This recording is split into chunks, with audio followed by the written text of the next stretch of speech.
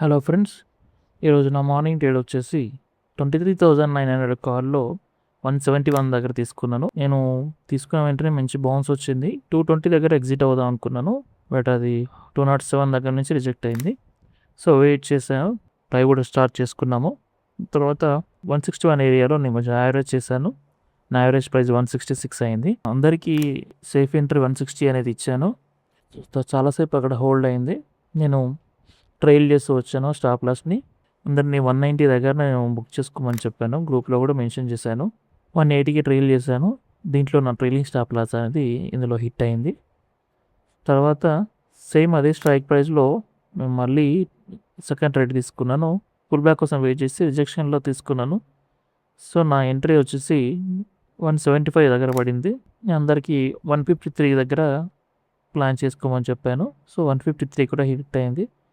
నా average price అనేది 164 అయింది. ఇది చాలాసేపు అది అక్కడే సస్టైన్ అయింది. సో నేను ఏం చేశానంటే స్టాప్ లాస్ అనేది నేను ట్రైల్ చేశాను 157కి. దీంట్లో నా స్టాప్ లాస్ అనేది హిట్ అయింది. ఇవన్నీ మీరు విట్నెస్ చేయాలనుకుంటే డిస్క్రిప్షన్లో ఉన్న ఫైర్స్ అకౌంట్లో అకౌంట్ ఓపెన్ చేసుకోండి, మన గ్రూప్లో జాయిన్ అవ్వండి. Thank you. Please do subscribe to my channel and hit the bell icon.